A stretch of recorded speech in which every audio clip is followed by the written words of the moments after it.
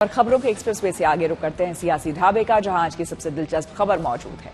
महाराष्ट्र में महायुति को जनता ने सरकार बनाने के लिए बहुमत तो दे दिया, लेकिन चुनाव नतीजों के 3 दिन बाद भी मुख्यमंत्री पद को लेकर सस्पेंस बरकरार है। ऐसे में सवाल है कि आखिर महाराष्ट्र का मुख्यमंत्री कौन बनेगा, और उससे भी बड़ा सवाल ये कि क्या एकनाथ शिंदे फिर मुख्यमंत्री बनेंगे।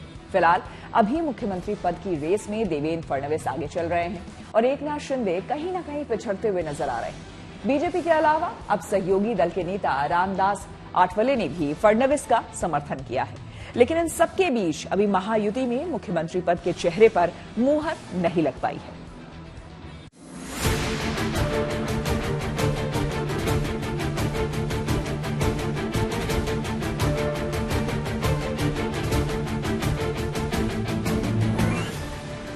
महाराष्ट्र में महायुति गठबंधन में नए मुख्यमंत्री के चेहरे की तलाश के बीच एकनाथ शिंदे ने मुख्यमंत्री पद से इस्तीफा दे दिया।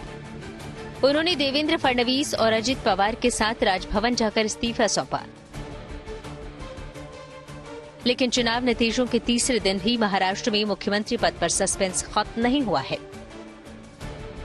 हालांकि शिंदे गुट की ओर से दावेदारी के बीच बीजेपी संकेतों में अपना रुख पहले ही साफ कर चुकी है और उसकी सहयोगी पार्टियां भी अब खुलकर देवेंद्र फडणवीस को मुख्यमंत्री बनाने की मांग कर रही हैं, जबकि शिवसेना शिंदे को मुख्यमंत्री के तौर पर देखना चाहती है। मुख्यमंत्री माननीय एकनाथ शिंदे साहब को 2.5 साल तक का मौका मिला है। उन्होंने बहुत अच्छा काम किया है और महाराष्ट्र की विक्ट्री में एकनाथ शिंदे जी का भी बहुत बड़ा योगदान है। उसके साथ साथ देवेंद्र फडणवीस का भी बहुत बड़ा योगदान है, मेरी पार्टी का भी बहुत बड़ा योगदान है। उनका वोट मतलब मैक्सिमम महायुति की तरफ लाने में मेरी पार्टी का भी किसको मुख्यमंत्री बनना चाहिए। इसलिए मुझे लगता है कि अभी बीजेपी के हाईकमांड ने तो निर्णय लिया है कि देवेंद्र फडणवीस जी ने मुख्यमंत्री बनना चाहिए। ऐसा मैसेज एकनाथ शिंदे जी को दे दिया है, लेकिन एकनाथ शिंदे जी का कहना है कि उनको और थोड़ा मौका देना चाहिए। शिवसेना के एमएलए का भी कहना है कि उनको देना चाहिए, लेकिन अभी बीजेपी उसके लिए तैयार नहीं है।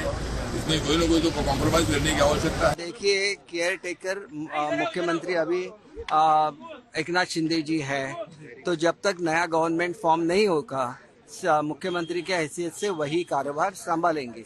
अब तक जब तक नया गवर्नमेंट फॉर्म नहीं होता तब तक ये मैं आपको नहीं बोल सकता, क्योंकि वो जो हमारे पक्ष सृष्टि है वो दिल्ली से जब निर्णय लेंगे तो ये बनेगा। पहले तो हमारे तीनों नेता इकट्ठा बैठेंगे, प्रॉपर डिसीजन लेंगे, बाद में वो डिसीजन नहीं लेंगे, वो उसमें चर्चा होगी, वो चर्चा लेके वो दिल्ली जाएंगे और वहाँ से वो निर्णय हो जाएगा। आठवले के बयान के बाद शिंदे की पार्टी के नेताओं ने सीधे तौर पर तो नहीं बल्कि इशारों में हमला बोला, क्योंकि शिंदे को मुख्यमंत्री बनाने की मांग को लेकर बयानबाजी तेज हो गई है।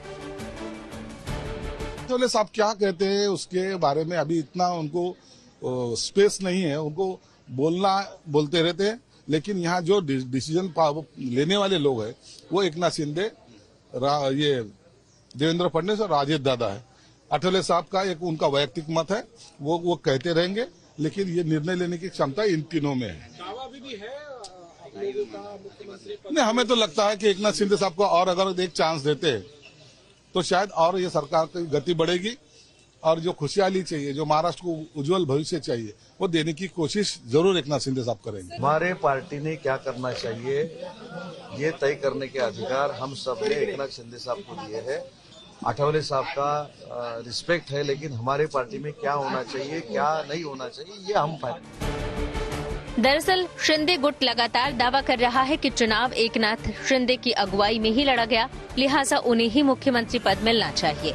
साथ ही सोच ये भी है कि अगर शिंदे दोबारा मुख्यमंत्री बनते हैं तो विधायकों को एकजुट रखना और भविष्य में उद्धव ठाकरे की राजनीति का जवाब देना और आसान होगा। हालांकि शिंदे गुट की इन मांगों के बीच बीजेपी नेता बेहद संभल कर बयान दे रहे हैं।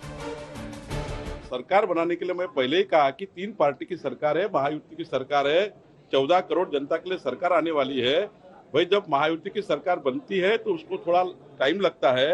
एक पार्टी की सरकार थोड़ी है कि आज बना लेंगे। भाई थोड़ा समय जा रहा है, लेकिन जनता के हित में, महाराष्ट्र के हित में है, महाराष्ट्र को आगे लेके जाने के लिए है। हमारा केंद्रीय नेतृत्व और महाराष्ट्र के तीनों नेता बैठेंगे और मुझे लगता है योग्य निर्णय होगा। ऐसा निर्णय होगा कि महाराष्ट्र की जनता के लिए, विकास के लिए डबल इंजन सरकार जो चलेगी वो देश के हित, महाराष्ट्र के हित में काम करेगी। महायुति में मुख्यमंत्री पर मंथन जारी है। वहीं विपक्षी दल सरकार बनाने में देरी को लेकर तंज कस रहे हैं। लेकिन अब ऐसी सरकार महाराष्ट्र में आ रही है, गैर कानूनी नहीं बोलूंगा मैं, लेकिन एक शैतानी बहुमत वाली सरकार महाराष्ट्र में आने के बाद इस प्रकार की नियुक्ति, चाहे कानूनी हो चाहे गैर कानूनी, उनको कौन रोक सकता है? अब जो चाहे मनमानी कर सकते हैं, लेकिन ये मनमानी भी मैं इतना ही बोल रहा हूँ, चाहे अपोजिशन के पास ज्यादा आंकड़ा विधानसभा में नहीं है, लेकिन आज भी जनता जनार्दन में हमारी ही तूतू बोलती है, ये जल्दी पता चलेगा।